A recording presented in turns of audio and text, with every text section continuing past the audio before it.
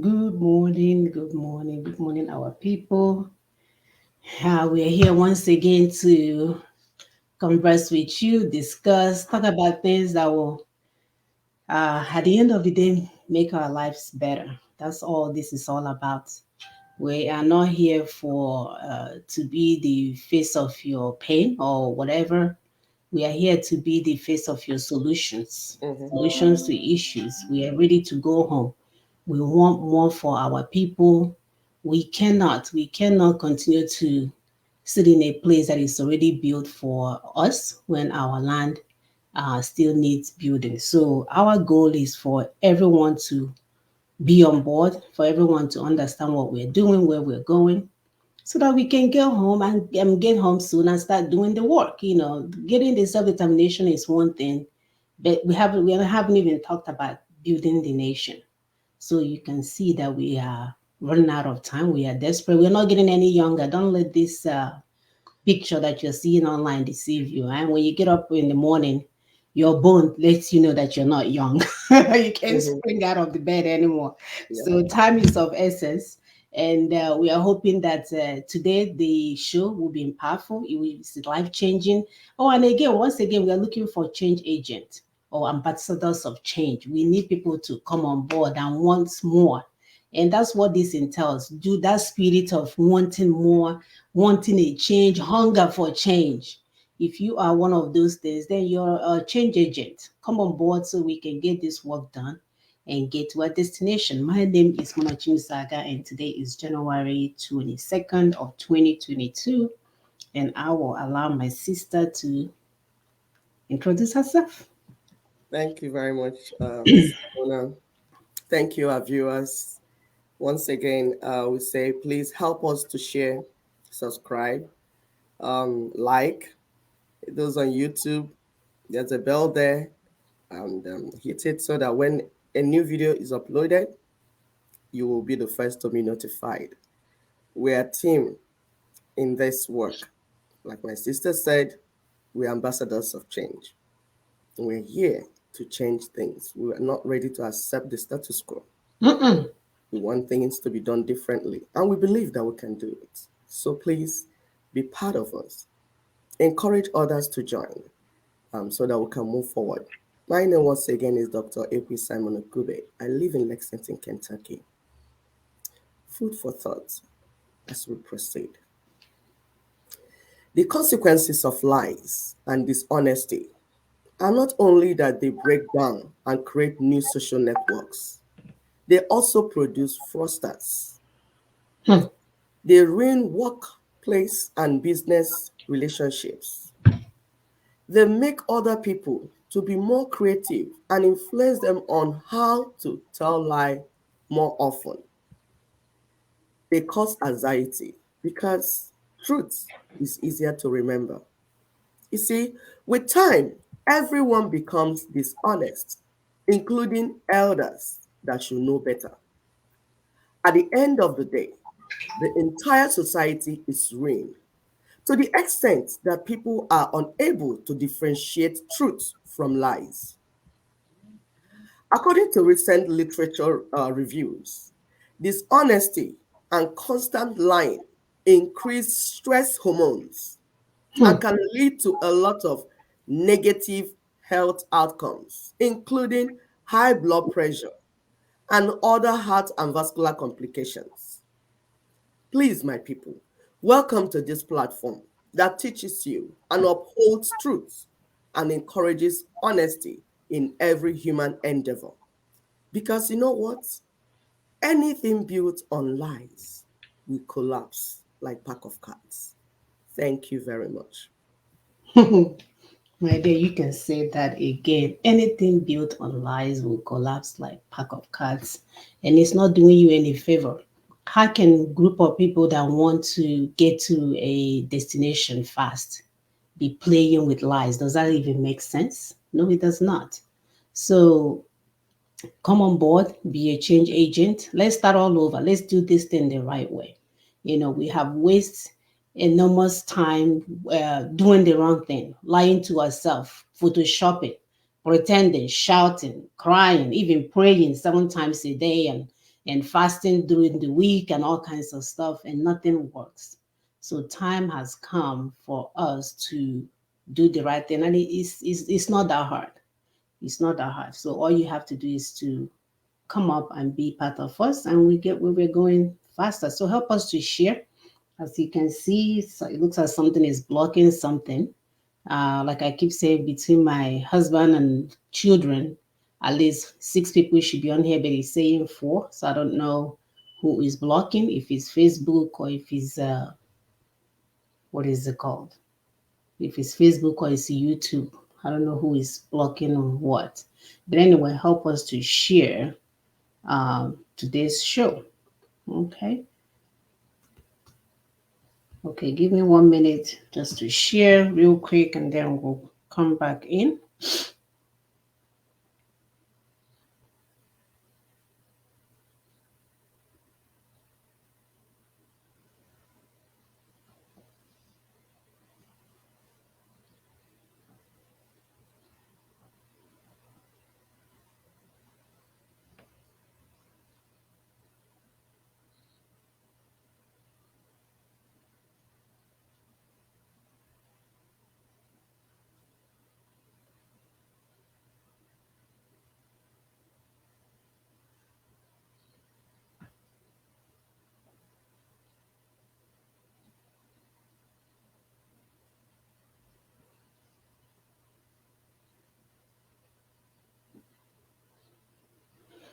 I'm almost done, a few more minutes.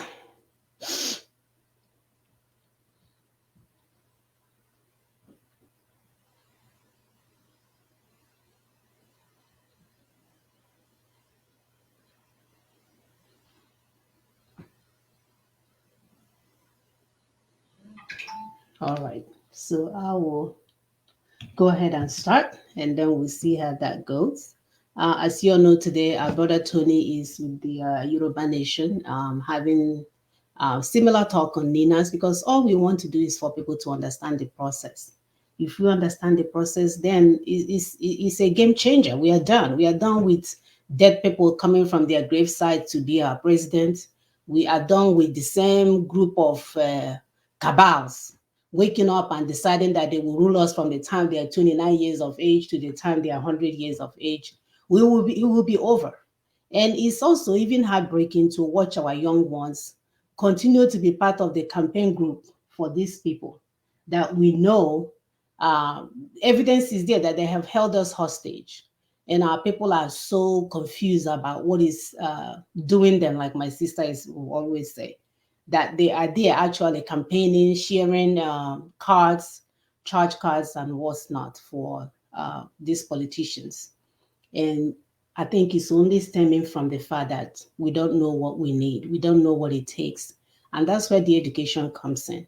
So we're here every Saturday to educate our people on what is needed to stop this recklessness, to stop this political recklessness that we know will never take us anywhere, but instead it will renew our enslavement with the failed defunct federation called Nigeria.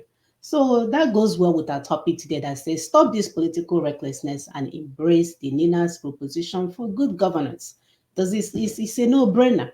If this thing is done, what it will do is to take power away from the criminals in charge right now and put it in the hands of people that we will elect to lead us, because we do need leaders. Somebody will have to lead. But it's not this group of wolves that we know for sure don't care about us. So what is governance? Governance is the existence of economic, political, and administrative authority to manage a country's affairs at all levels.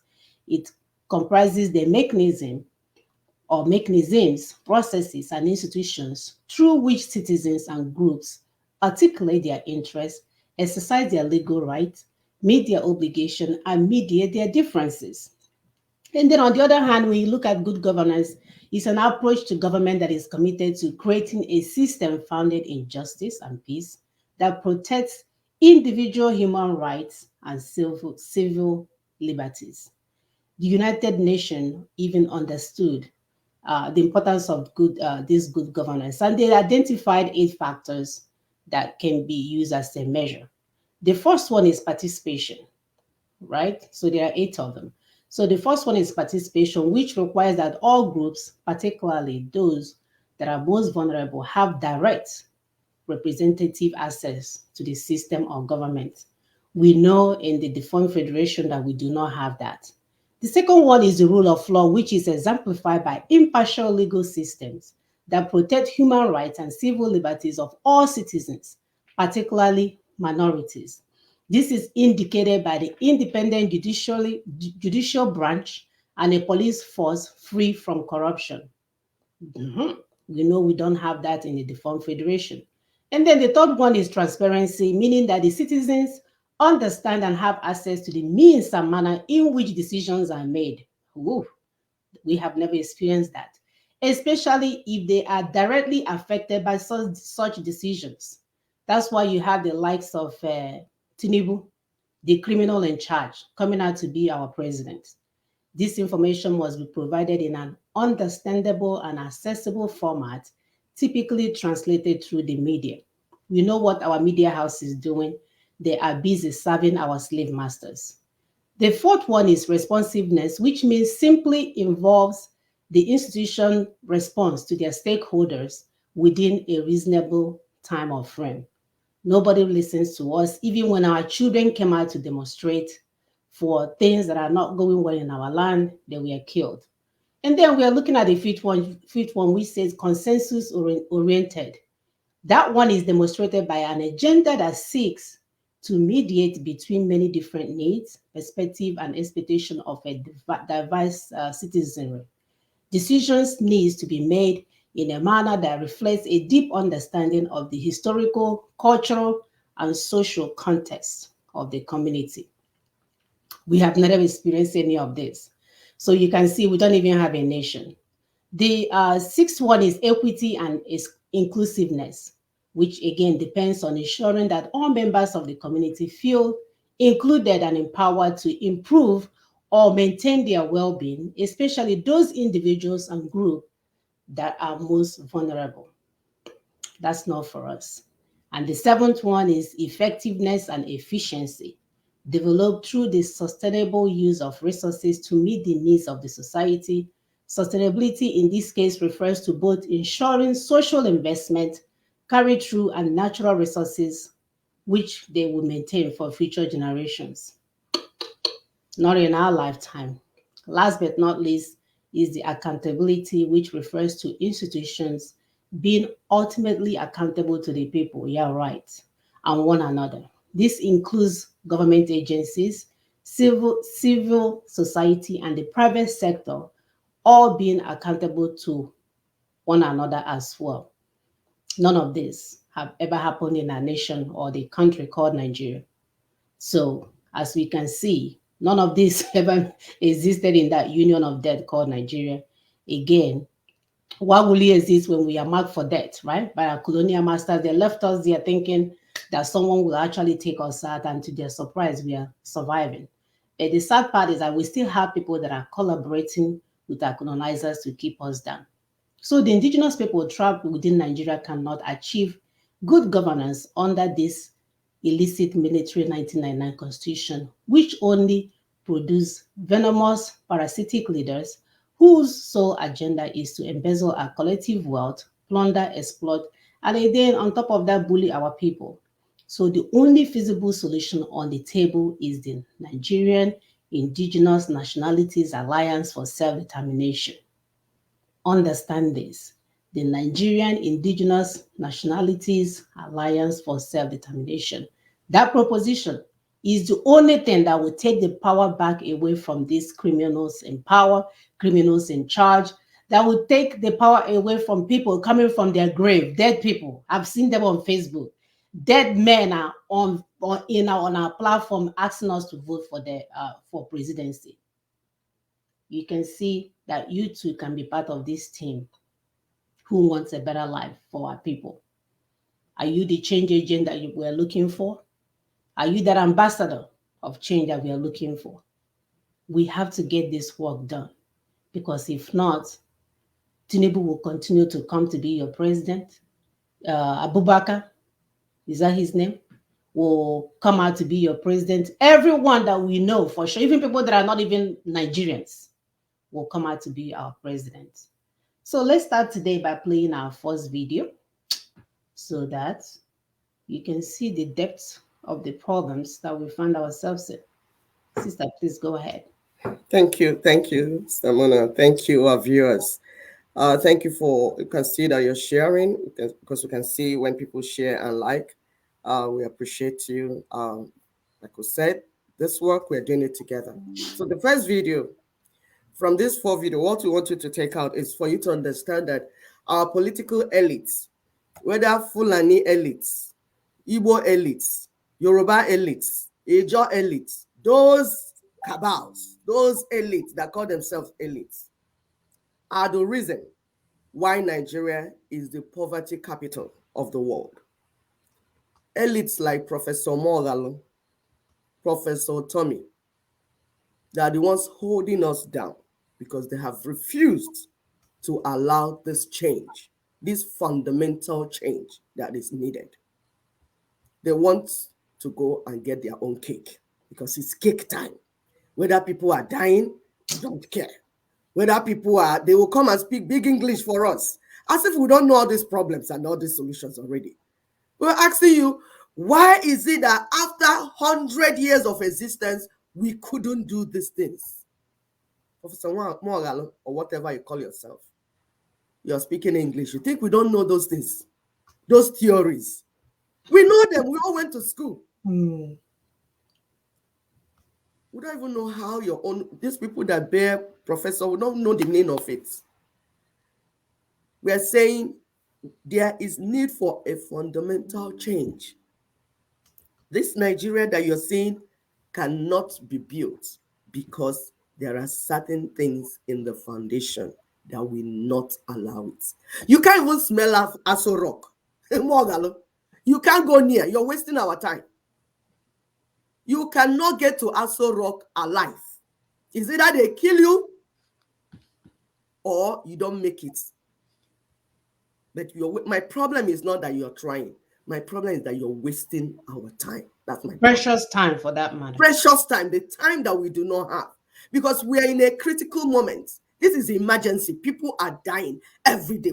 The change that we require is not the one that you wait for 2023 for somebody that wants to gamble with some things that he's not sure about to come again and deceive us. It's not about manifesto. There is a change that needs to happen before we can begin politicking. Listen to this video just for you to understand that other people understand our problem as well. Why is it that you, so-called professors, cannot understand the same problem?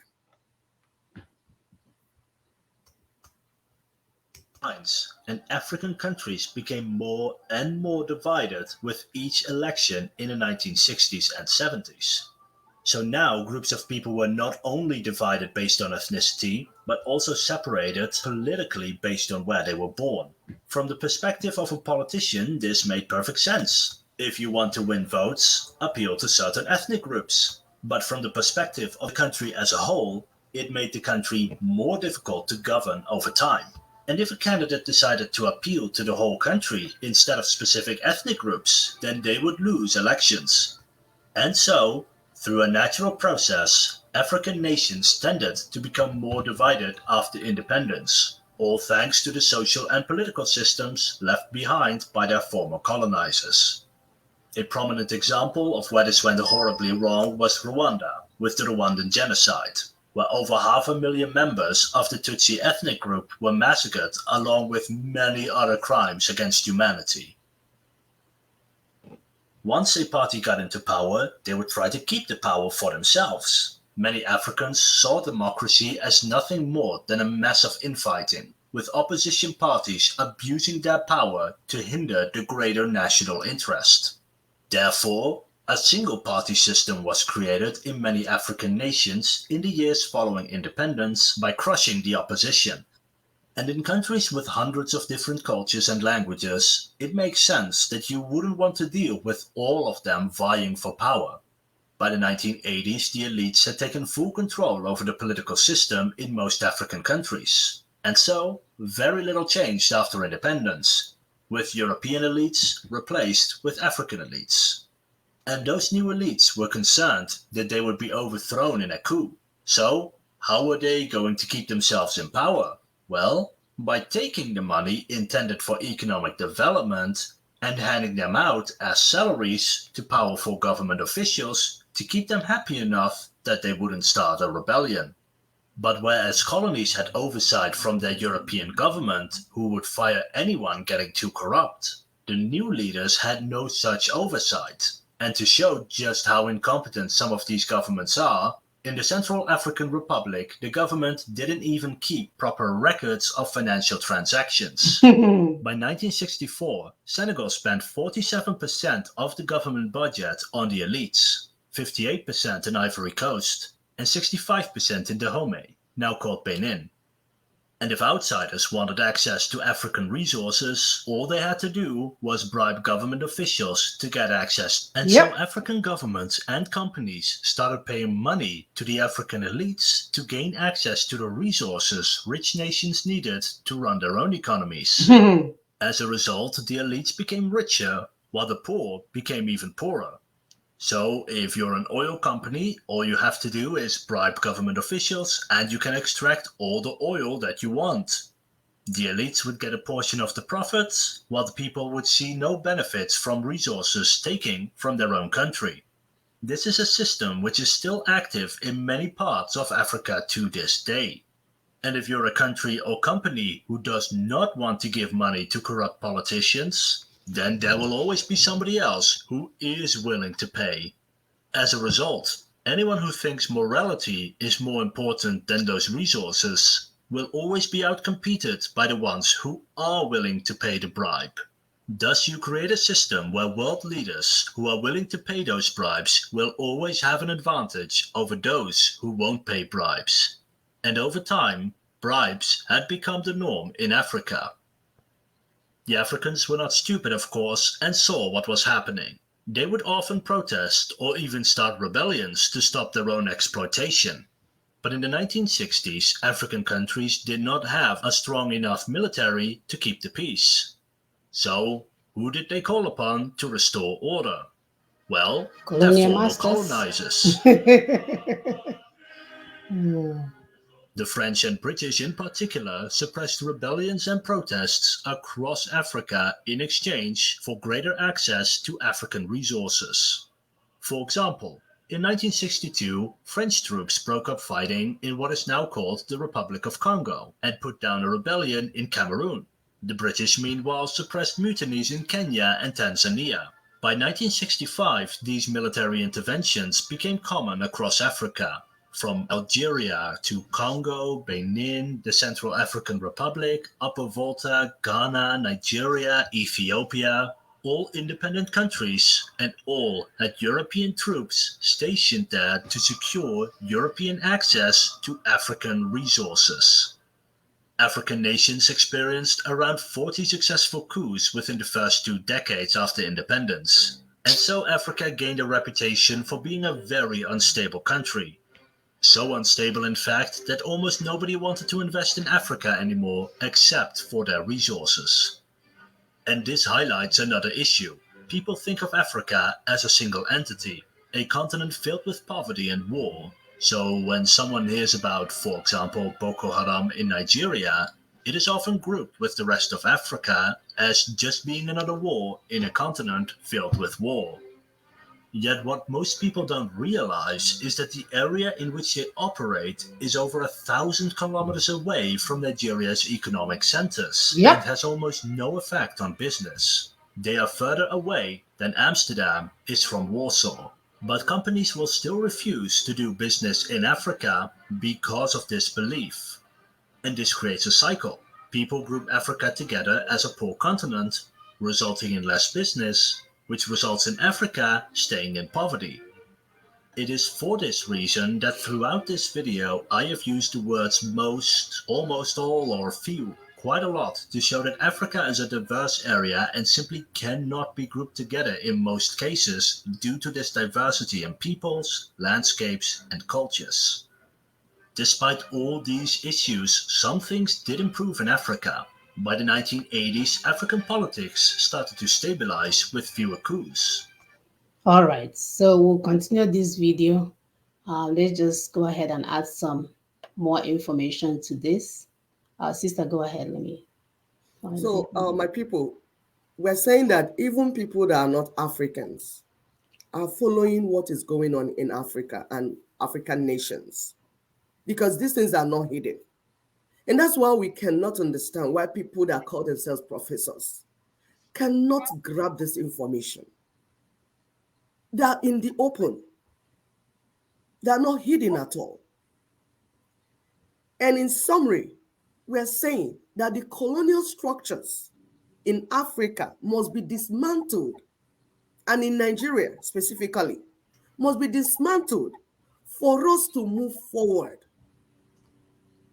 And NINA's proposition is our own indigenous solution for our local problem and our local disputes. Those that remember the Ahara proposition during the Biafran War, we wanted to solve our internal problems because we knew our problems. We knew that having lost the federation, that at least because of how we are very diverse. We are diverse nations, cultures, so many things that we will need a confederation. And that was what that proposition was about. Mm-hmm. And the colonial masters ruined it, thanks to their stooges. And then rather than that correction, fixing that thing, we went into full-blown war and genocide. At the end, up to 5 million people were killed, which they are not ready to recognize. They will recognize Rwanda genocide. They will recognize Jewish Holocaust. What about Igbo Holocaust? What about Biafra Holocaust? When are you going to recognize it? And this is the problem we tell our brothers that like making noise about Biafra, that making noise is not the issue. If you make noise, they will join you to make noise. Some lawyers will even come and join you to get their own money because they can see that you have free money to throw around. So they will come and share the money. But you ask, you have always known the truth. You are a Nigerian lawyer. How come you did not support NINAS to solve this problem? Rather, you will join in the euphemism, the one that is making noise. Let's make noise and collect our money. Rather than joining in solving the problem, giving it a lasting solution. Decolonization is what needs to happen in Africa and in Nigeria. And that is what NINA's proposition is all about. We need our own local solution to our local problem. We don't need foreigners to come and do it for us. We can do it by ourselves. We have brains. We have sense to do these things. Watch again in the next section some of the things he said. Because there are people in Africa that have been speaking and are listening to them. That's why they make some of this comment show for people that should know to know. We're asking, why is it that our own elites are stubborn, deaf, dumb, wicked, stupid, reckless, anything you can call it? Why is it that they've refused to allow this change to happen so that we can move forward? Why do they like deceiving us? Playing games around. Go ahead, please, sister. It's sad, my sister. It's sad. Even this guy did a very good narration by informing them how the system was set up only to benefit the colonizers. Yes, And we're still talking about the same system. They will never set it up for you to be free. They set it up in order to have corrupt officials for them to come in and take resources to build their own nation. You heard the man say it in there. And until we change that whole system, until we totally dismantle, like radicalize that whole system to benefit us, we will be running in circle. And the political system in Nigeria is one of those ways that the colonial masters will continue to have a stronghold on us. If we don't get rid of whatever that is going on in Nigeria right now by following NINAS protocols, then we will be running, this whole thing will be happening. And the worst part of it is that they will not mind to sit again and watch second Rwanda genocide. They will not mind again to watch another Biafran genocide, they will not mind. As long as their business is flowing, you guys will be fighting war and they will be coming there to pick their resources and fly out. So you see that we can no longer allow our enemies to dictate for us. Time have come. We are so matured. We have come of age to deal with this problem. Why do you guys think God sent us all over the world? For those of you that are still in doubt if I'm able to do this, look at the great work you have done. Whatever you may have found yourselves. We have been everywhere all over the world and we're able to survive just with one suitcase into any country. Before you know it, we have made a home, we have started a business, we have done it all. So why is it then that we are leaving our destiny in the hands of those representing the colonial masters? You see, going to 2023 election will renew our enslavement. It will continue this paradigm that our colonial masters started before they left. They will continue to serve them until we understand that if we want our power back, and start all over, that is the beginning of good things in our lives. But if we continue to speak English and call ourselves professors and we have 20 microphones in front of our faces, then that means we are not ready to go yet. And the good part about all of these things is that God is not coming down. He's not going to change this because God has a proposal on the table called NINAS proposal. If you think that fasting and praying and going to election will change it for you, then you'll be lying to yourself. I will play this next video. These policies primarily focused on using the strength of Africans themselves, rather than by having policies enforced upon them by the outside world. The African Renaissance can only succeed if its aims and objectives are defined by Africans themselves, if its programs are designed by Africans ourselves, and if we take responsibility for the success or failure of our policies. African countries started to work together more through institutions like the African Union, by reducing trade barriers to make trade between African countries easier. That's what you think. Investing in stable governments to make sure that you didn't have to worry about a civil war right across your border. And by creating various agencies to cultivate African talents. And these trends have had an effect in the last 3 decades, with some African countries now being the fastest growing economies in the world. And so we arrive in the 21st century, where history is too recent to make any real historical analyses. However, there are some trends worth noting. Africa is still facing many issues. They are the least prepared for climate change, while probably suffering the most under it. 1/3 of all children are malnourished. 1/3 of children don't finish high school.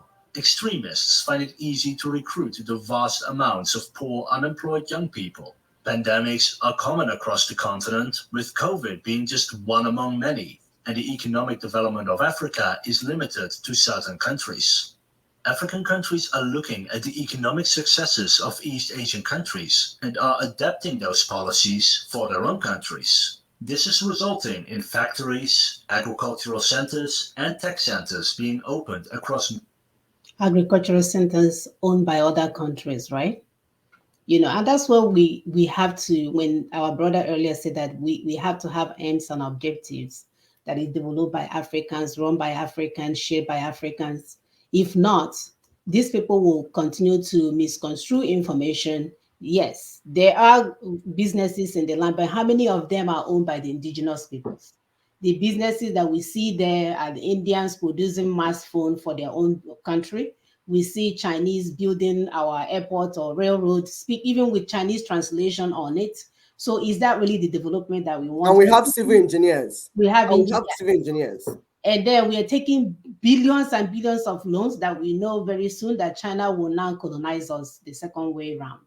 So you see that we don't have time to waste. You see that we cannot continue to play with the political thoughts that call themselves our leaders anymore. You can see that we cannot allow another round of 2023 election to commence upon us, because we know what that means. It's another group of people that will come like President Bubu to collect billions of dollars to repair his toilets, billions of dollars for his son to marry a wife and him becoming whatever they made him. We're talking about billions and billions of dollars that our children they will never have any way to pay it, because right now our educational status in terms of our children graduating from school is very low. So how are we going to compete with people that are already up here when we are way, way down here? Then we are piling ourselves on top of that, debts on top of our head, on top of, you see that we are not going anywhere. So No. any more election of 2023 will just do us under, period. There's no other way to do it. It will literally do us under. And that's why we are desperate for people to understand this NINAS proposal. And don't let that rise. Don't let the fakeness of whatever they are doing around there deceive you. That if we can change all of this, and there's nothing the world can do, they're waiting for us to change it. Exactly. They're waiting for us to change it. Go ahead, sister.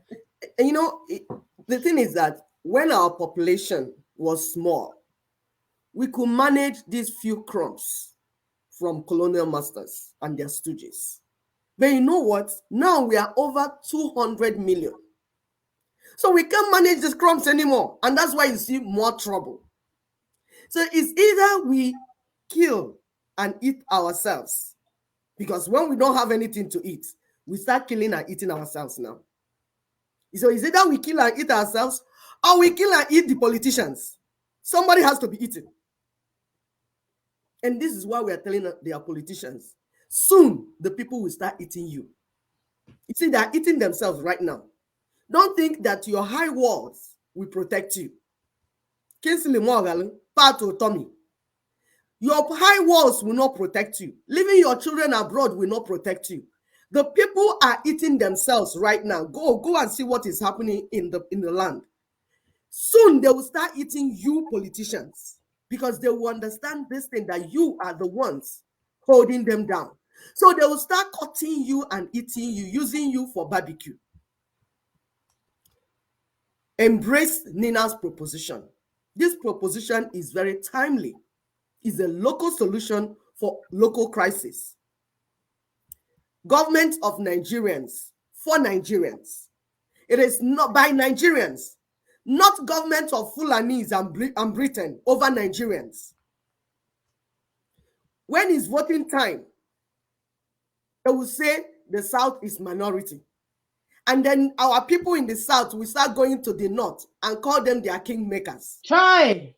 When it's time for federal allocation of resources, they will say South is minority and North will get the lion's share. When it's time for generation and contribution of wealth into the federal purse, North will bring little to the table, while South will carry the entire burden. This is a case of monkey they walk, baboon they chop. The kingmakers who always choose leaders over us should get ready to generate resources, because music is about to change. When you see this video, these are the real youths, not Sherima Shetima or Sherima Yerima or Yerima Shetima, whatever he's calling himself, that is 70 years and saying he's a youth. These are the youths from the North. So that for you to understand that it's not this thing that are painting through media that will help us. It's not the fake rice and granite pyramid that will save them this time around. There's hunger in the land. People should get ready, because that sand that you're putting inside bag and putting it on top of that wood and say is rice pyramid, very soon the people that did not get the rice will eat you, starting from Bubu to Tifunibu to Osibanjo, to all of you that have refused to allow the people to move forward. They will eat you up. Look at what these children are doing. Then you see, these are Nigerians.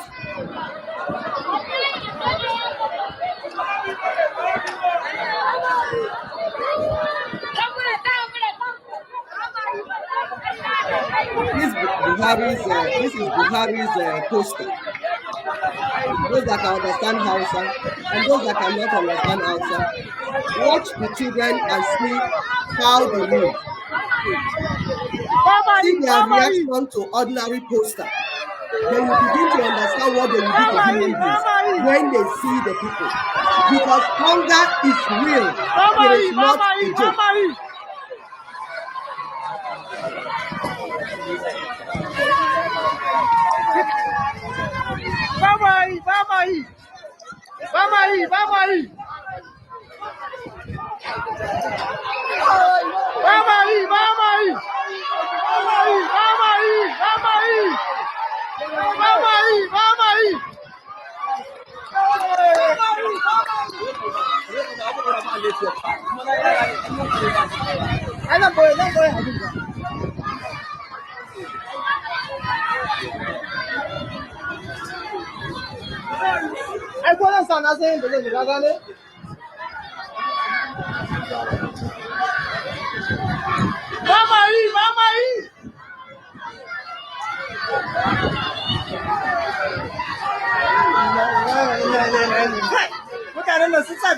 My gosh.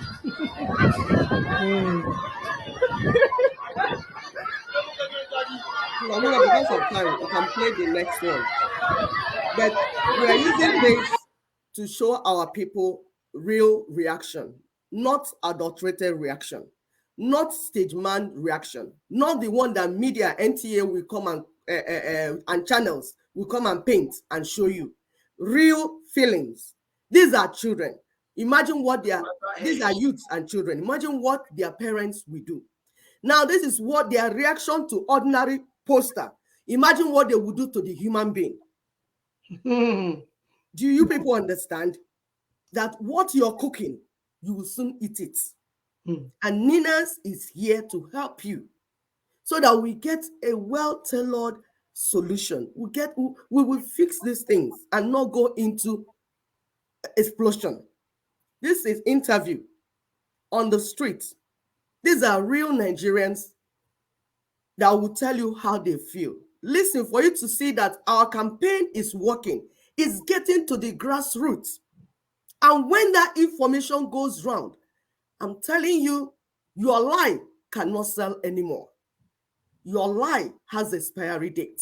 And we are here to make sure you get to that expiry date by teaching our people the right thing, by teaching our people truth, and then presenting solution to them. Please go ahead, Sister Mona. Supposed to be caught. Is it not that fool that said that he has dismantled the Boko Haram? Now, what Buhari want to say is not a new thing. There are many books that Buhari has brought to Nigeria. Many criminals, we brought them to books, we do this, we do that. You see, there is nothing new in Nigeria. The only solution to this country is referendum. They should not deceive themselves. Nigeria is a dead country. It's a failed nation. Whether they like it or not, if they don't do it in time and they allow Nigeria to restructure itself, they won't like it. All these people that they thought that they are in secure place today, all of them, they will look for a way to run away from this country that will be way for them. Go to Lagos now. Go even in this Abuja. Who can walk freely now? How many people can walk freely in federal capital? NSAS. That's a warning. The next one, hey, even UN that closing their ear and eyes now. They will come, they will call. Nobody will listen to them. Nothing like 2023 election. It's a voodoo. All things that can make Nigeria to be peaceful before 2023. Let Buhari write his name with golden pen. If it's truly meant for Nigeria. Let them call for council conference or a referendum. Let people speak their mind out, not the election. Who want to be election? Is it this umpire? Who want to contest? Tinubu, road, Sam robber, killer. Want to rule this country? I'm a Yoruba man, but I can never support when they come to the issue of Nigeria. Somebody like Tinubu is not worth to become a councillor again. Not talk of president. Who are those people? Is Buhari going to support Tinubu, or who is the candidate that we have now? And then if anybody comes without referendum, there can never be peace in this country, because any country that is injustice, there can never be peace. Nope. Let all the pastor, Adeboye, Kumuyi, all of them pray. Let all the imam come together. There can never be peace in this country, or else there is injustice. That's a true fact. God is not. We cannot continue to fool God. It has been the same old story. Charging and charging and charging. The same old wine in a new bottle. The result will still remain the same. They say the juggling of the security apparatus. The result will still remain the same. What this country needs is total restructuring. It's total what? Restructuring. Security have to be decentralized. Charging the security chief has been the order of the day since 1998. Has anything changed? Nothing has changed. Nothing has changed. It's the same old story, and it will bring out the same result. What are the results? Killing, burning of houses, destruction of innocent Nigerian properties from north to south. That is the result of the charging, and nothing good will come out of it, except and until Nigeria restructure, total restructure, political restructure, economic restructure, security restructure. That will be the solution of Nigeria problem. The insecurity is something to do with joblessness, hungry, and also we have, don't get me wrong, we still have jihadists who are doing this to convert everybody to Christianity. Yes. And for the past 3 years, there are some jihadists who are doing this in the far north to convert everything, everybody to Islam. You see, coming to the elections, electoral bill or no electoral bill, some elections in Nigeria has not been honored. OBJ during his own time, 2003, he rigged Buhari and Ojukwu. In 2007, he rigged Buhari and Ojukwu. Buhari himself in 2019, he knows that he didn't win the election. He rigged. So how can Nigeria be deceiving themselves? Pastors, lecturers, lawyers, doctors, they say to go and register, go and have your voter's card. At the end of the day, somebody who didn't win the election we take charge. Look at Imo State. Look at Ekiti State. To me, Nigeria is going down. I'm sorry. There's no objectivity in analyzing political situations, the development of the polity, and all those stuff.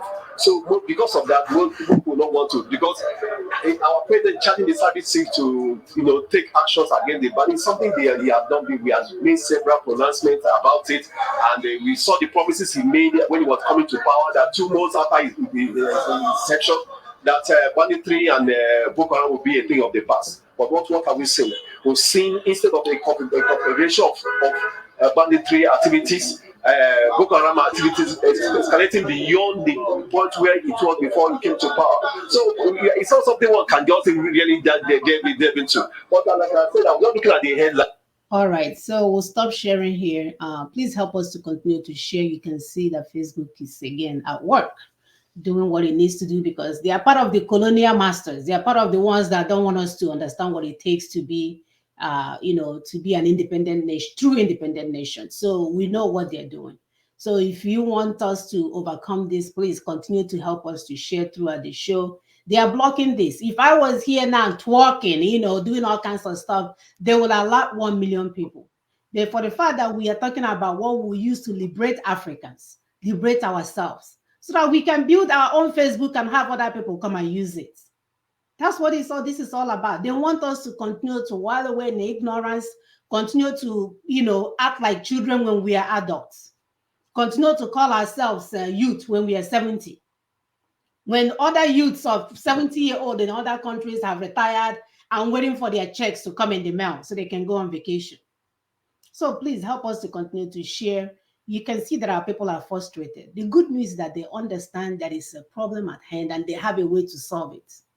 Everything must come down. People must be given a voice to decide what to do in that nation before any freaking election.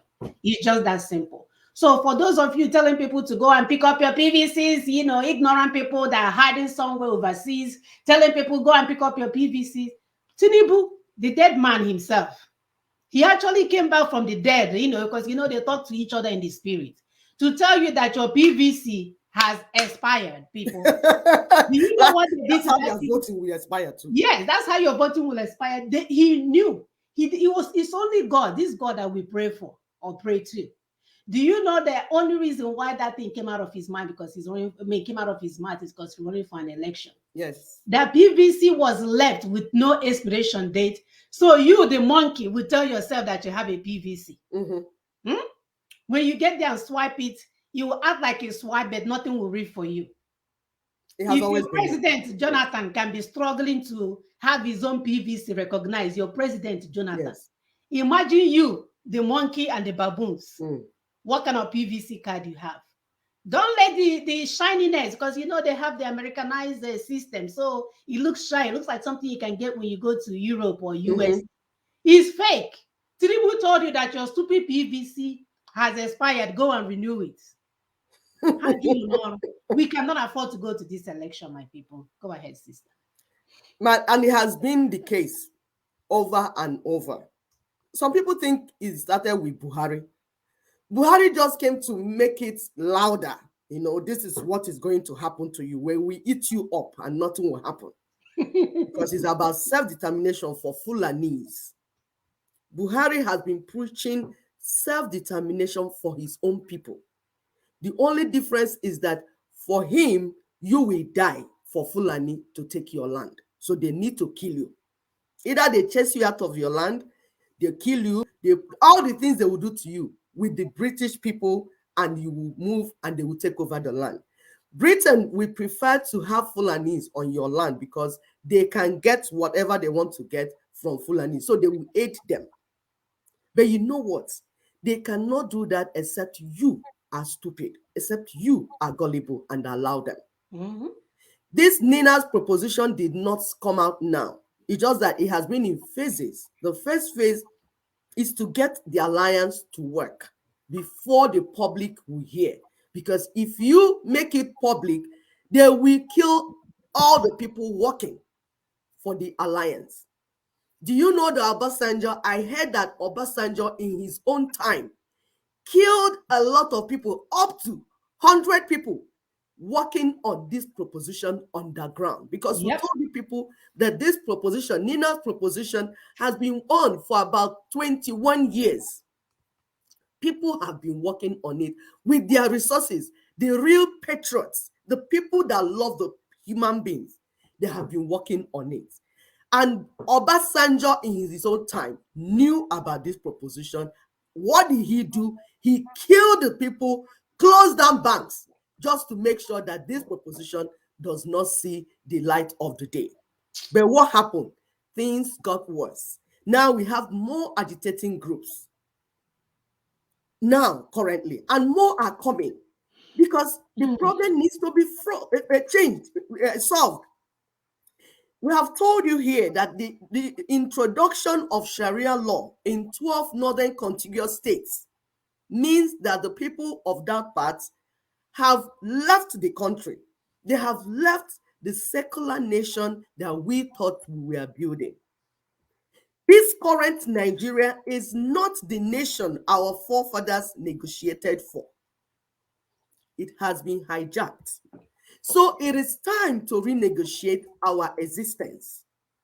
Whatever it will take, we must talk to our people.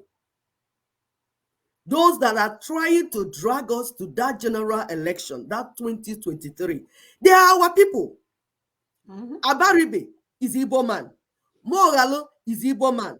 Otomi is Igbo man, or part Otomi, or whatever he calls himself. All these people are from the south. You see, the Fulanis cannot work except they use our own people. So we are saying, talk to your people. Because the blood that will come, the blood shed that will come, you will not imagine it. Whatever it takes, we must talk to our people. The bloodshed that they are avoiding. Because some people say, oh, if we try to push for self-determination, there will be massacre. No, not through NINA's proposition. The massacre that is coming is going to come among the politicians. APC, PDP, and the thugs, you children, you youths that will decide to work for APC and work for PDP, you will be killed. You're the ones that will be killed. It's like when we are warning those that are doing self-determination, doing freedom fighting. We said, if you go this way, Nigeria will send his people and they will kill you. Some of the boys that we have been working for in this project before now, we told you we are with them. Some of them are dead as we speak. They have been killed. A lot of them. A lot of them, we can't even locate them anymore because they failed to listen. We told them there is a process that will ensure them to be alive and see these new nations that we're talking about. They said, no, we want action. We want action. We want to do something. They carried broomstick, cutlass, bottle, broken bottle, and enter inside forest because they want to take action. We told them that's not the type of action that we are talking about in 21st century. But what happened? They got killed. So please, we are pleading with you. Go to your pastors, go to your priests, go to your GOs, go to your traditional rulers, talk to them, talk to your politicians, because there will be more insecurities, there will be more hunger in the land. Now people are asking us, what can they do? Spread this gospel. That's what you can do. Spread this information. The work has been completed. The proposition is on the table and everything you can think of is in that proposition. Now is your responsibility to go and talk, go and deliver the message to the people to hear. It's not only Buhari. Some people think that when you vote out Buhari, then you will not be okay. The fact is that you can't even vote out Buhari. You tried to vote him out now in 2019. Did you vote him out? You did not vote him out. So whether Buhari is here or is not here, our people, what is happening will continue to happen because it's a bigger plan. Go and deliver this message. It's not only Buhari that knows how to deliver message in a way his enemy will understand. You go to the Igbo Eflefus, those that are begging the North to make them king. Somebody was saying that with time, those people, that when they go and make such statement, before they get back to our land, they will get a response that they never fought for, that they never thought of. Stop jumping up and down. Stop kidnapping our innocent people. Please, there is work to be done. If you can listen to what we are saying, you will understand the work and know where to go. Your brothers that are going to make stupid comments, assuming that you have delivered this message properly to them, the next person will not make that type of statement. Go and ask them, are they not hearing that there's a solution on the table? There are many ways to deliver a message. What is important is that when you deliver the message, the person hears it.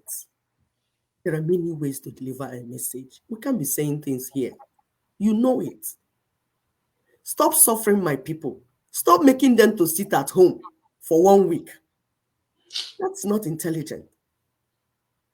Why are you doing this to them? You're making them to suffer. You're making their lives more miserable. How is sitting at home for my people, how is it going to affect Fulani man that is living in the north? How is it going to affect the Igbo elites that are living, not even living in Biafra land? They are busy living in Abuja and Lagos. See, the proposition is on the table, NINA's proposition. Each block needs to understand it so that they will understand how they can make it happen in their own block. The Yorubas are having a meeting today. They invited Brother Tony to come and speak to them. They are working in their land. The Middle Belt people are working in their land. Our own block, the Lower Niger block, we need to work in our land. Stop making my people to die for nothing. Stop killing my people for nothing. There is work to be done, and you need to understand this proposition so that you understand the work you need to do. Please, this thing we are saying is going to get hotter. The next video that my sister put up here, is for those in diaspora. Those that think that because they are British citizens, American citizens, Chinese citizens, tsunami citizen, where all those countries that they call. Because you are there, you think you are safe. Something is coming for you. Watch this video, that will give you an idea what is ahead. Thank you.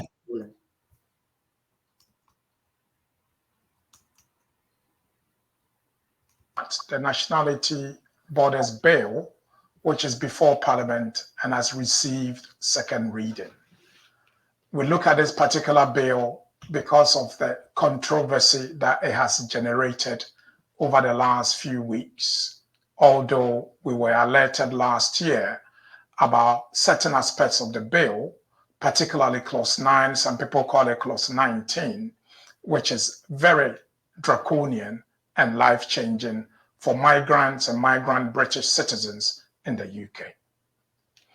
Clause 9 of the new bill, if passed, will deprive British citizens of their citizenship, and it gives the Secretary of State power not to give them notice of the deprivation. The concern we have is that under the current law, particularly Section 45 of the British Nationality Act of 1981, the Secretary of State has a duty to serve any person who's been deprived of their British citizens. Can you imagine being deprived of your British citizenship and not being provided with notice of the deprivation? Can you imagine traveling out of the country, arriving at Heathrow Airport and being informed that although you left as a British citizen, you are no longer a British citizen and you will not be allowed to enter the UK? Can you imagine that being a British citizen, suddenly you receive a letter from the driver's license DVLA to inform you your driver's license has been revoked, or that your employment has ceased because your British citizenship has been revoked? It may be that is the first time that you've been informed that your British citizenship has been revoked. This is why members of Parliament on both sides have raised particular issues with this aspect of the law. How can they deprive you of your citizenship without notification? Your citizenship can be revoked without notification, one, if it is impractical to inform you. Impracticability has not been defined. Two, where they do not know your whereabouts. Three, if there are national security concerns. Four, for diplomatic reasons. And five, for any other reason which is in the interest of the state. Ladies and gentlemen, this is where we have problems with this particular bill. All right, so who defines what in practice? Because of time factor, we are going to post this on our Facebook page. The point that this guy is trying to make is that you can wake up one day and your citizenship is gone. You can wake up one day, you can actually go to your country or whatever, leave the country to come back only for them to tell you at the airport that you're no longer a citizen. So you see, there is an urgency for us to get this work done. You don't know when these people will wake up and do what they're going to do. And on top of that, you don't have government on the other side that will fight for you and say, hey, this is an injustice, or sue the country. They can't even, there's nobody there to defend you. So you can no longer sit in the comfort of your own citizenship, wherever you may find yourselves, and think that it's okay for what is going on in our land to be going on. Because a lot of us have already gone home this Christmas. We made our COVID dollar. We went to show it off and we come right back because it's comfortable here. And we're saying that it does not make sense not to make your home, your first home, comfortable, because you don't know when the other side will make it uncomfortable for you. Whenever there's insecurity or whatever, you fly right back. You have your own little house waiting for you on the other side. Time is of essence, yo. God is giving us little signs here and there, and we keep pretending like we don't know what he's saying because do you know who we are? We're telling you that time is limited. Let's do the right thing. let's get together. Let's put hands to help this NINAS proposal come to fruition so that we'll have an alternative. If for some reason you don't care, but at least make it an alternative just in case it's hot on the other side. Because it can be hot. People are sleeping in Britain and they're passing this Bill 19 that our brother is trying to explain to our people. They don't even know what is going on. They're busy returning back from their vacation, returning back from showing off. Some of them went to a club, they had a good time. They don't know that Boris Johnson and co are there cooking up something that can deprive you of something. Because the colonial masters want their land back. Yeah. And the lawyer is also saying that it will even extend to your children that are born in Britain. So you don't get it twisted. You may say, okay, I'm old, I will just go back and die in the village. No, they will be shipping you and your children back.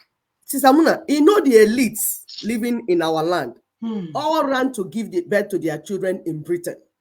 Those people that when we are telling them, let's fix this land, they have in mind that their children are British citizens. That when it gets hot, they will escape. Good news.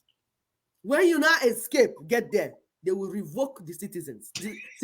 You are back to where you are coming. You know where you end? Mediterranean Sea. That's where you end. Because here is now hot. The Fulanis are here. The Fulani, the Caliphate, they've taken over Nigeria. The owners of the land, the colonial masters, have revoked whatever. You see, ask yourself, what made them, how did you become a citizen of that land? Is it not law they made? If you watch this video that we played just now to the end, you tell you that laws are made and laws could be revoked. Just one policy, everything is changed. So if you took a law to make you a British citizen, it can only also take a law to unmake you because you're not indigenous. You see why we're telling you that we are indigenous in our land. Come, let's walk. Our birthright. Go ahead. No, I say it's our birthright. Exactly. So you and your children cannot run anywhere. Let's fix our land. Is our birthright, like Sister Mona said. That land, we inherited it. And we need to decide what happens on it. Not Britain, not Fulani, not the foreigners, nobody. The resources in those lands ought to belong to us. And we will say what to do with them. So self-determination is our right. It will not lead to any massacre. Please, those of you that are so afraid, the work, the dangerous part of the work has been done. And when they were doing it, you are not even aware. Obasanjo was busy killing the people that did this work, trying to get their money that they're using, closing down banks.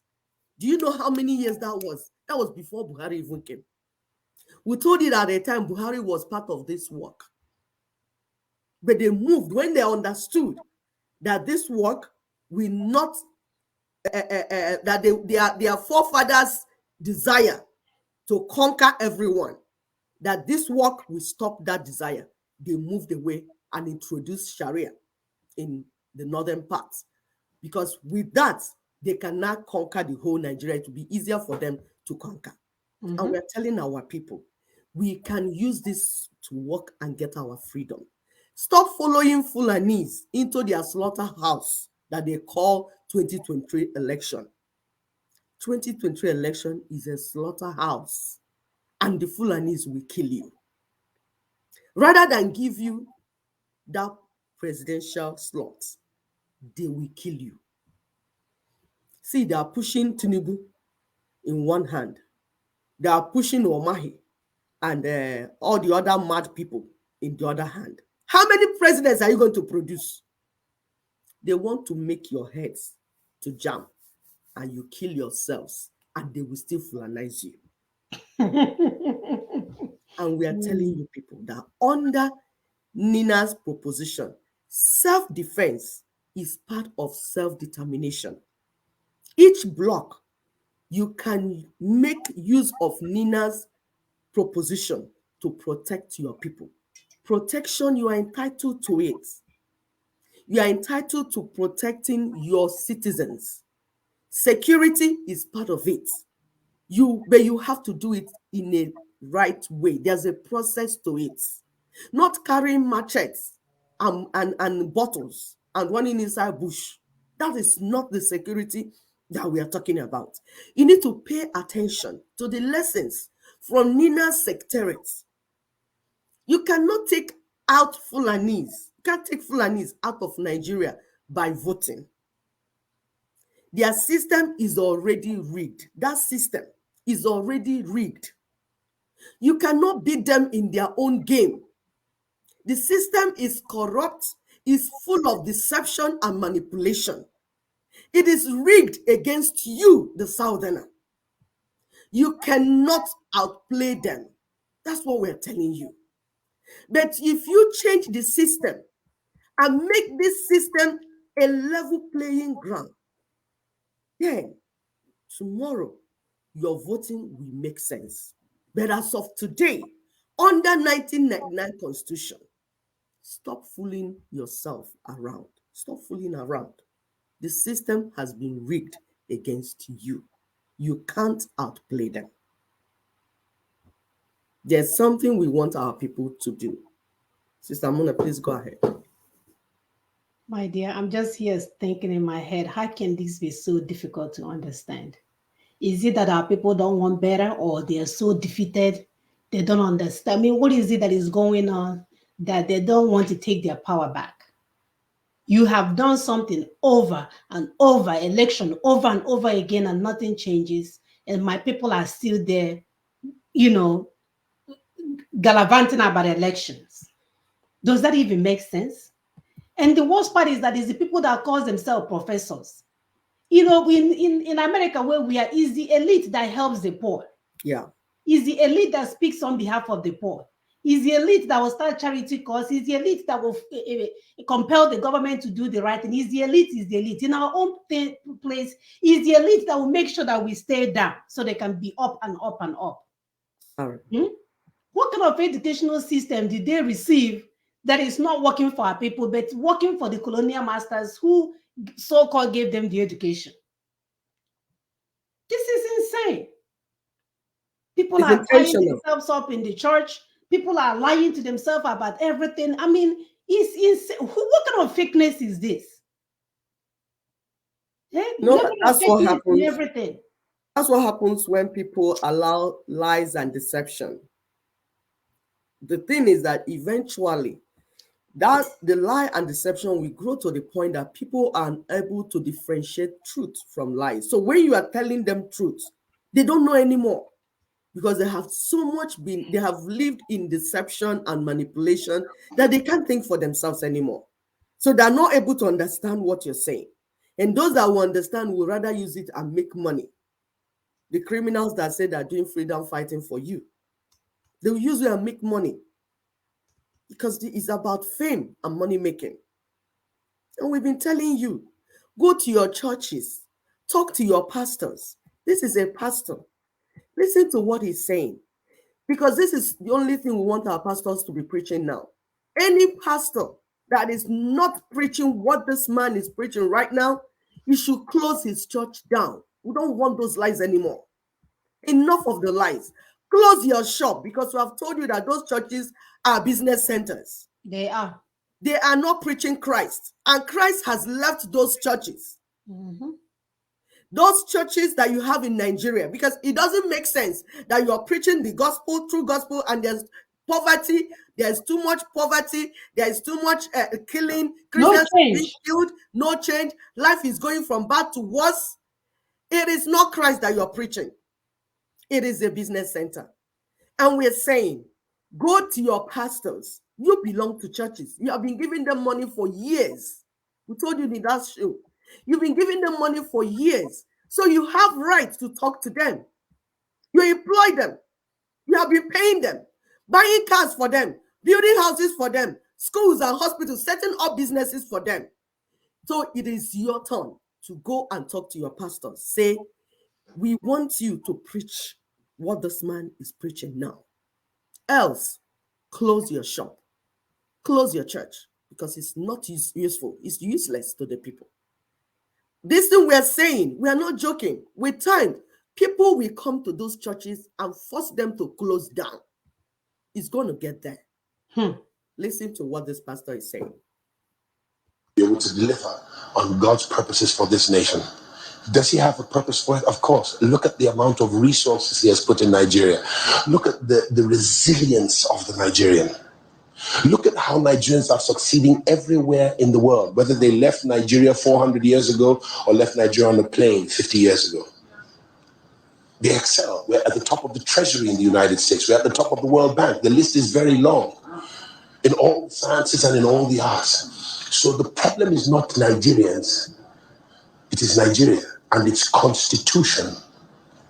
The document upon which we were formed was a few soldiers who put it together and their surrogates. And that's what's supposedly holding us together. The foundation is that document. And if that foundation is faulty, what can the righteous do? We've got to go back to the foundation. The next administration must not access power until we have a veritable constitution that is truly the document of we the people. We the people! You hear what I'm saying to you? Anything else is a fraud. Nigeria is a scam. It's a scam, and it's perpetuated itself too long. It's time to do something about it. No politician has a right to talk to us on this matter unless they believe as we believe. On this matter, Nigeria can do better, she can get better, and she can win. We are suffering in Nigeria in our hundreds of millions, whereas we need not to. We could easily be one of the top 3 countries in the world with the kind of resources we have. And it's about time that we let the international community know that they must be partial. Don't come and tell us that you're protecting democracy. They're protecting democracy. That's what they're protecting. Lying to us. And protecting their resource, their land, they are stealing. Because they are stealing. That's why they are protecting this thing called Nigeria, this crime against humanity. The only reason any white man or any government will protect Nigeria as it is currently constituted is because they want to steal from the people. They want to violate the rights of the people. They want to kill my people and steal the resources from the land. And we're saying we want to take our lands back. We want to take the nations back. And it's going to involve everyone. Because you know what? Everyone was there when it got bad. The church, you were there when politicians started stealing from my people. The political class, you were there. The traditional leaders, you were there. Parents, you were there. And these things happened. So you're going to be part of the solution. It is not what Tony Nadi will do alone. It's not what Daughters of Truth will do alone. It's not what NINAS will do alone. We will work in this together and we will take back our lands and our resources. It's time for you to rise up from where you are and join what we're doing. We don't want unnecessary noise. We don't want stupid noise. We don't want lies and propaganda. You people have tried the ways of lies and propaganda. It did not work for you. You are back in Nigerian courts trying to get freedom. Nigeria captured you in a basket and you are in their courts asking to be free because you went the wrong way. Noise making is not the way. Nope, not at all. There is a strategy on the table and we want each person to understand it. We've done a lot of videos. Tony Nadi has done several videos and teachings. You hating Tony Nadi will not do anything for you. If you want to hate Tony Nadi from morning till night, the proposition is on the table and that's your only way out. Yep. That's how my people say it. Sorry for those that don't understand Igbo. I spoke to my people in a language they will understand. I told them, I will repeat it. You see, this proposition is your only way out. You continue to go in circles, deceive yourself, lie to yourself, manipulate yourselves. When you're done, 2 things. Either you die or you follow the proposition and you'll be free. Yep. That's it. Because you have been caged all around. And the 1999 Constitution is the seal on your cage. Yep. The seal on your prison. Is the seal on your enslavement. And so far that Constitution is still alive, you will never be alive.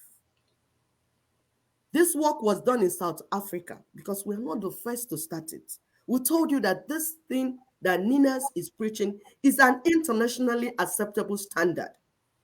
It's been done elsewhere. They just did it in Chile. It was done in South Africa through what you call CODESA. Google it. These are the days of internet. You are not permitted to remain ignorant. You're not permitted to remain stupid. Please stop following lies and propaganda.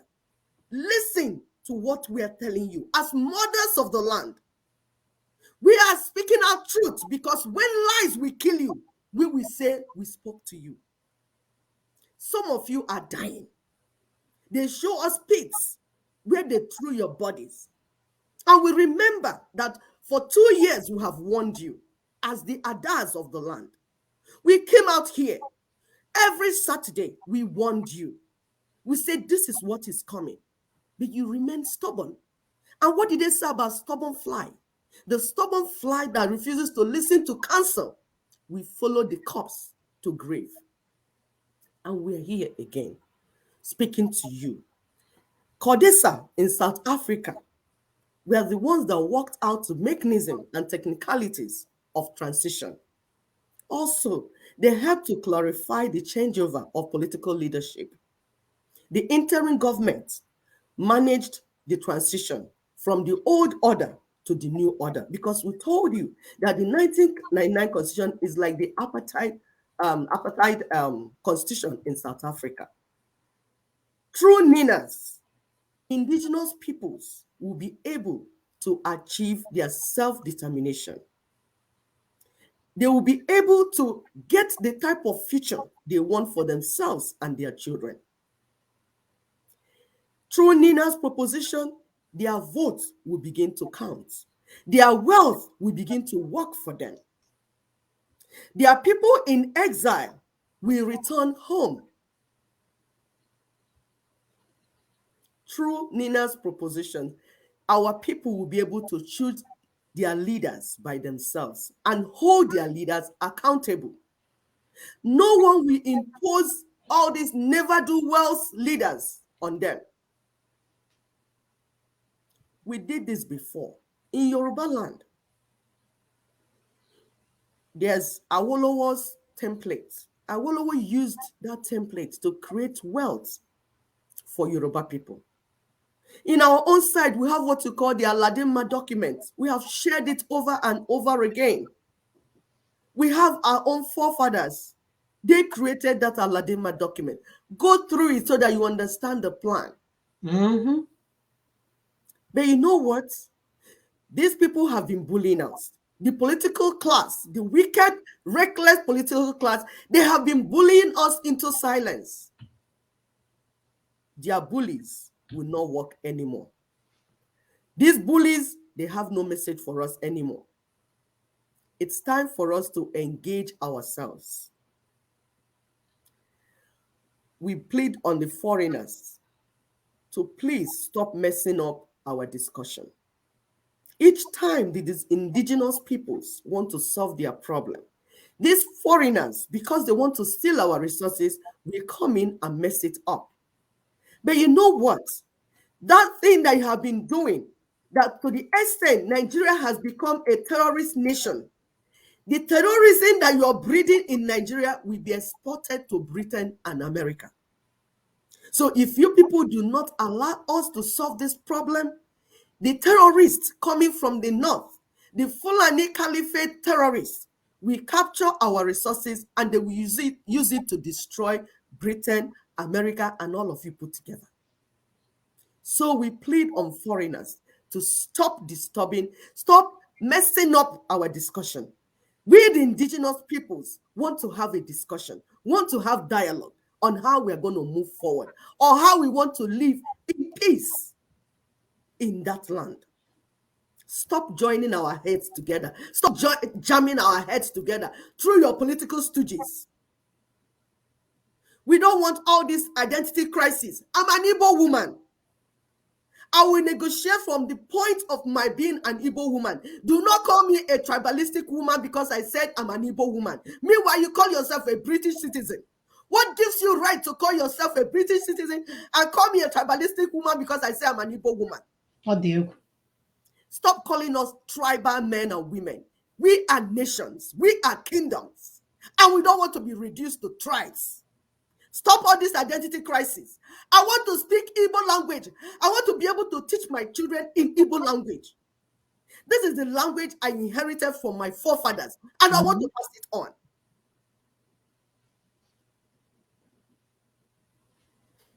Every nationality in that space, that Nigerian space, is entitled to self-determination. They cannot be referred to as minority anymore. No. There is no nationality in Nigeria that is a minority group. So we're saying you want to decolonize the whole place. And part of the decolonization is stopping all these lies. The lies that have told us that some groups, some nations are majority and some nations are minority. That's a lie. Mm-hmm. Mm-hmm. We are equal members of the union. And every ethnic group, every ethnic nationality, every indigenous ethnic nationality deserve and have the right to be autonomous and have the right of self-determination. The sovereignty, their sovereignty is their right. It cannot be taken away from them. Not It's at all. what NINAS stands for. The white man carried some of our nationalities, put them in the bellies of other nationalities, and called them minority groups. Ndori, criminals. These are criminals. And we are saying, NINAS is saying no more. We need to bring them out of those bellies so they can stand. Even if there are 600,000 people, they need to stand as a people. They need to stand as a nation. They need to stand, have their self-determination, and make the decision to say, okay, I want to form confederation with this other nation. That decision is their right. That's what NINAS is saying. Whether you are called Midwest, whether you are called Middle Belt, whether you are called Niger Delta, whatever they call you, we want you to answer your indigenous name. If you are Ijo, you ought to be Ijo Nation. That is who you are. If you are Yoruba, you ought to be Yoruba Nation. If you are Tiv, if you are whatever, you know me, I'm Igbo. I know my own. You should know your own. And we say, when you have gone back, go back to your ancestral lands. Go and organize your people. And then when you have organized your people, there will be referendums. And you, as a people, will say what you want. You will say through the referendum, your voice will be heard. You will say, we want to be part of this nation. We don't want to be part of this nation. We want to form a new nation. This is what we want to do. You will say it. And we're saying, tell your politicians to stop these lies and deception. It is time for self-determination. It is not time for crooked elections. Stop this. And we're going to have transitional governments. The transitional government will have the framework, have timeline. It's not transitional government forever. If it's 6 months, if it's 1 year, if it's 2 years, these things have done before. They have been done in the other countries before. Mm-hmm. Why people have done it? Why can't we do it? Mm-hmm. The transitional government will have a mandate, and they will move us from point A to point B. They will supervise referendums. UN will supervise it. All these people that like sending observers to fraudulent elections, stop it. Yep. The voting we want is to vote for our lives, vote for our freedom, vote to be alive. We need referendums, and we have a process for it. All we are saying is, please listen to NINAS. Join NINAS movement. No matter what your group is, we are not saying stop meeting with your boys that you're drinking and having fun with. We are saying, in addition to that, come in to understand the NINAS movement, NINAS proposition, understand what you're supposed to do in it so that we can get home fast. And then after that, politicking can begin. You can now know who to vote. Your vote will count after that. You will decide what to do with your resources. It will be no more monkey they walk, baboon they chop. Your children will be alive. That's the only time your life will be, your existence will be meaningful. Go ahead, please, Sister Mona. My dear, you have said it all.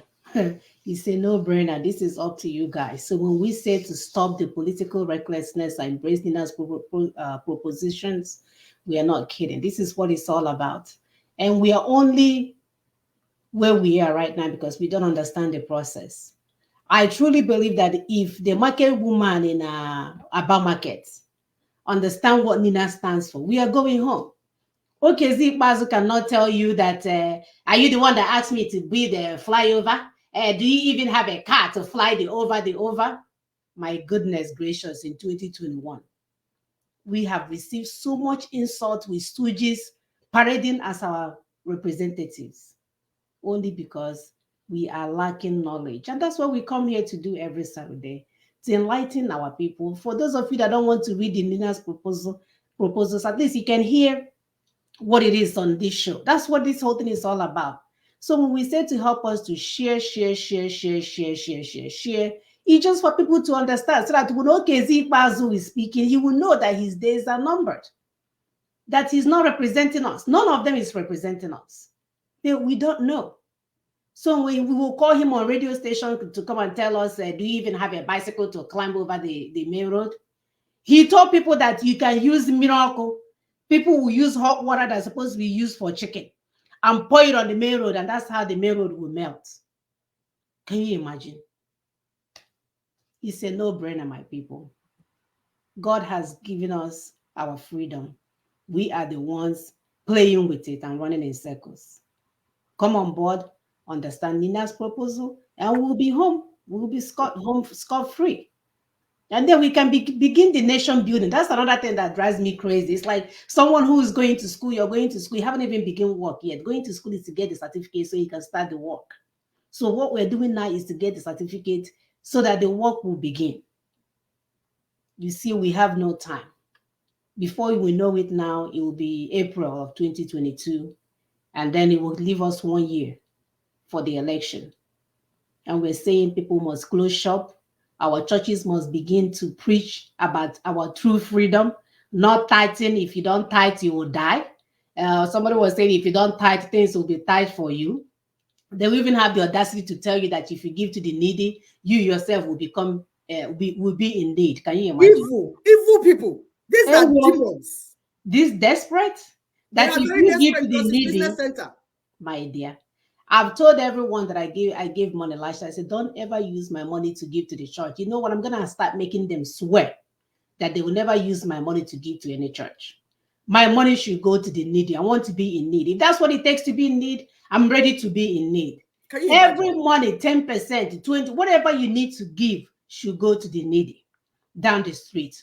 Not for the man that is riding Rolls Royce, not for the man that is flying his jet, not the one that has a whole compound of houses from one end to another, not the one that pays for school fees, 4 years school fees in an instant for their sons, and we cannot afford to even pay for common school in our neighborhood.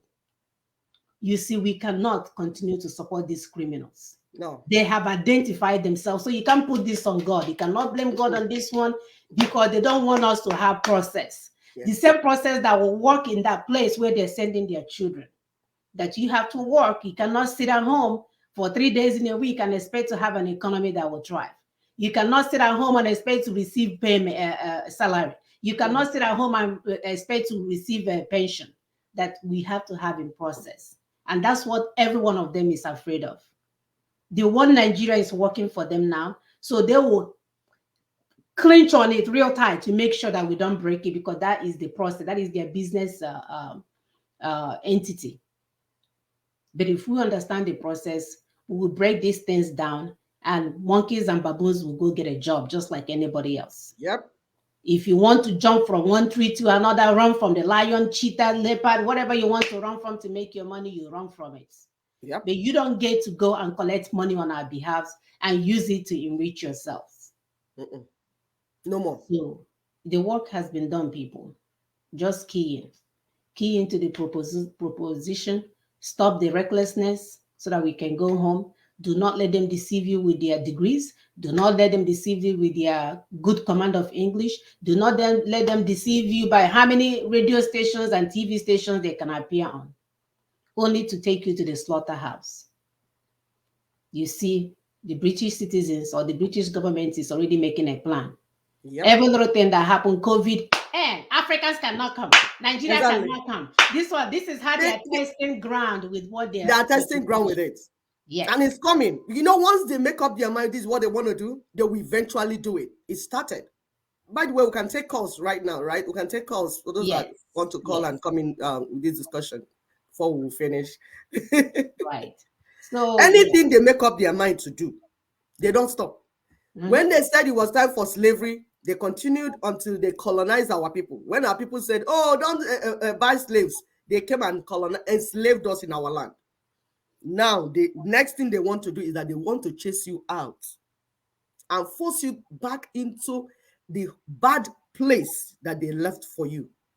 That since you are telling them, no, don't, they want to force you back. They want to stop you from coming. So you that you are thinking of how to bring your mother, your aged mother, late father, to make them to become British citizens, when you know that elderly ones hate cold. Our mothers and fathers hate cold, but you will push them to come and become British citizens. And you're saying, my mother is a citizen, my father is a citizen. Why is your Igbo man not becoming citizen of your village? Please, our people, call so that we can discuss. If you have question, you can call to ask question. We want you to understand this proposition. There is no other way to get to that freedom. Other ways, they will lie to you. They are just using you to collect money and then become famous. And at the end, somebody I was listening to, because some people are in clubhouses, and we appreciate people that are setting up clubhouses for people to discuss self-determination. We cannot call your names, but we appreciate you because we can see what you're doing. So someone was saying that they are tired of having people coming to make noise and lead them and then push them into protest and everything. They will run out. And when they run out, they will give them asylum in some places and give them huge amount of money. Because self-determination, like freedom fighting has become work for some criminals. When they make enough noise, the politicians will come and meet them and give them 600 million, 500, huge amount of money. The money that should be used to build hospitals, that used to develop your land. The governors, because they don't want them to make noise in their state, we take that whole money and give to their leader. They're not giving to the people making noise and protesting, no. They will identify the leader, give it to him or her, and that one will fly out of the country, go and seek asylum, and begin a big life. My people, please stop enriching these criminals. Listen to NINA's proposition, the movement. Whether you like Tony Nnadi's face or you don't like his skin complexion, you are killing yourself. That is, you're tying yourself on the ground, and Fulanis will come in and deal with you.